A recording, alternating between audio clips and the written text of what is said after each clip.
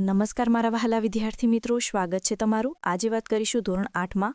મિત્રો, આપણી પ્રથમ વાર્ષિક પરીક્ષા જે લેવામાં આવનાર છે તે તારીખ 13/10/2025ના રોજ અંગ્રેજી વિષયની જે પરીક્ષા છે તેનું આપણે આ વિડીયોમાં સચોટ, સાચું અને સંપૂર્ણ સોલ્યુશન કરીએ। તેના પહેલાં તમે ખાસ ચેનલમાં નવા છો તો ચેનલને પણ મિત્રો અવશ્ય સબસ્ક્રાઇબ કરી વિડીયોને લાઇક અને શેર કરવાનું ના ભૂલતા। તો મિત્રો, પ્રથમ સત્રાંત પરીક્ષા ધોરણ 8માં અંગ્રેજી વિષયનું પેપર 80 ગુણનું હશે અને 3 કલાકની અંદર આપણે શાળામાં પેપર પૂર્ણ કરવાનું છે। ત્યારે પ્રશ્ન નંબર મિત્રો 1 છે, ફકરા પરથી પ્રશ્નોના જવાબ લખવાના છે। અહીંયા તમને મિત્રો એક ફકરો આપેલો છે, એવા તમને 5 ફકરા છે જેની નીચે 2-2 પ્રશ્નો હશે। તો ચાલો જોઈએ મિત્રો। પહેલો અહીંયા જે ફકરો છે એ તમે જોઈ શકો છો।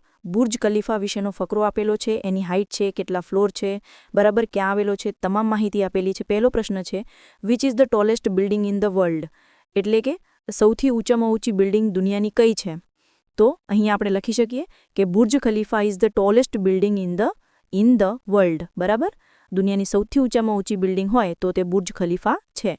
બીજો પ્રશ્ન છે, where is a Burj Khalifa located, એટલે કે ક્યાં આવેલો છે, એનું લોકેશન શું છે, બરાબર? તો દુબઈ ખાતે આવેલો છે।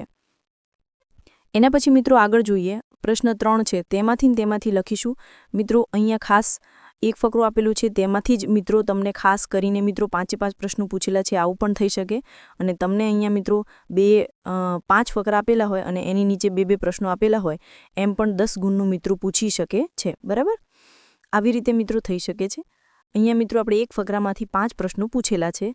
ત્રીજો પ્રશ્ન છે, how many floors are there in Burj Khalifa, Burj ખલીફાની અંદર કેટલા ફ્લોર એટલે કે માળ આવેલા છે, કેટલા છે? તો 163। ચોથો પ્રશ્ન છે, it's height is 2272 feet, true and false, તો આ વિધાન ખોટું છે। ખરીદે એની હાઇટ એટલી નથી, પરંતુ કેટલી છે ભાઈ? હાઇટ છે મિત્રો મીટરમાં આપેલું છે, તો કે ભાઈ મીટરમાં લખવું હોય તો 827.8 મીટર્સ, અને જો ફૂટમાં લખવું હોય તો 2722, બરાબર। અહીંયા મિત્રો 72 લખેલું છે એટલે ખોટું છે। એના પછી મિત્રો આગળ જોઈએ તો find the opposite word in shortest, તો એનું પેરેગ્રાફમાં મિત્રો શોધીને લખ। શોર્ટેસ્ટ એટલે ટોલેસ્ટ, એટલે કે શોર્ટ ટૂંકું તો ઊંચું। પ્રશ્ન 2 છે, આપેલા સંવાદ વિકલ્પોને આધારે સંવાદ પૂર્ણ કરવાનો છે। અહીંયા મિત્રો તમને જે આપેલા છે સંવાદ, એની અંદર તમે રીતુ અને જસ્મીન વચ્ચે જે સંવાદ થયો છે એને તમે આ રીતે મિત્રો લખી શકો છો, બરાબર? Jasmine, WhatsApp, your look very happy today, બરાબર? તો જસ્મીન, રીતુ એવું બોલે છે, જસ્મીન કહે છે, yeah I have something special to share with you, બરાબર? તો આવી રીતે તમે પણ મિત્રો અહીંયા તમને અલગ અલગ જે ઓપ્શન આપેલા છે, અહીંયા ઓપ્શન તમને આપેલા જ હશે, તેમાંથી તમને યોગ્ય લાગતા હોય, સાચા લાગતા હોય, બરાબર, એ તમારે લખવાના છે, બરાબર? એક્સાઇટેડ છે, યુનિક છે, રાઉન્ડ ઇન ધ શેપ, બરાબર? આવી રીતે પ્રશ્ન 3માં ફકરામાં આપેલા અતાર્કિક શબ્દ પરથી તમારે ની નિશાની કરવાની છે, અતાર્કિક હોય તે, જેમ કે a, has, our, ear, are, here, બરાબર? એ રીતે પ્રશ્ન 4માં આપેલી વિગતો લે ઘટનાક્રમ મુજબ ગોઠવીએ, તો અહીંયા મિત્રો જે ઘટનાનો ક્રમ છે આ રીતે બની શકે। વીનુ ક્લાઇમ્બડ અપ અ ટ્રી, બરાબર, he was cutting the same branch. પછી the old man advised him, the boy longed at the old man, બરાબર, he fell down and broke his leg. તો આવી રીતે તમે ઘટનાનો ક્રમ પણ ગોઠવી શકો છો।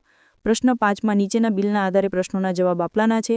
અહીંયા મિત્રો એક બિલ આપેલું છે, એની નીચે 5 પ્રશ્નો હશે અને અહીંયા 10 ગુણ મળી જશે। તમે જોઈ શકો છો જે માર્ટનું બિલ છે, કેશ મેમો છે, બરાબર, 3/12/2022નું બિલ ફાટેલું છે, નેમ છે PS ચાહા, બરાબર? અને અહીંયા તમને અલગ અલગ વસ્તુ આઇટમ ખરીદી છે, બરાબર, જેગરી, ઘી, ટાઈગર ટી, બરાબર, રાઈસ છે, અને ટોટલ એમાઉન્ટ પણ અહીંયા આપેલી છે જે 1587ની છે। તો એવી રીતે પ્રશ્નોના જવાબ આપણે લખવા હોય તો અહીંયા લખી શકીએ, what is the cost of 1 kg jaggery, તો એનો ભાવ શું છે 1 કિલોનો? તો 79 રૂપીઝ, બરાબર। પછી બીજું છે, when did mister PS Chaha buy this item, તો એમણે કઈ તારીખનું બિલ છે? તો 3/12/2022। પછી where did mister PS Chaha go for shopping, તો ક્યાંથી શોપિંગ કર્યું છે? તો તે જે માર્ટમાંથી શોપિંગ કર્યું છે, ખરીદી કરી છે। Which item do we use to make kheer, તો એના માટે તમારે ખીર બનાવવી હોય તો શાનો ઉપયોગ થાય? તો rice and sugar, we use to rice and sugar for make ખીર। How much will you pay for 1 KG Daawat rice, તો એનો ભાવ દાવત રાઈસનો ભાવ છે તે 80 રૂપીસ છે. પ્રશ્ન 6 ખાલી જગ્યા પૂર્ણ કરવાની છે. તેની અંદર પહેલું છે ધ ખાલી જગ્યા is the biggest animal of all, તો એલિફન્ટ આવશે. બીજામાં મિત્રો હોરેટ, ત્રીજામાં ડિયર, બરાબર, ચોથામાં ડિયર, હિપો અને એલિફન્ટ. આવી રીતે તમે લખી શકો છો. પ્રશ્ન 7માં ખૂટતા અક્ષરો લખો.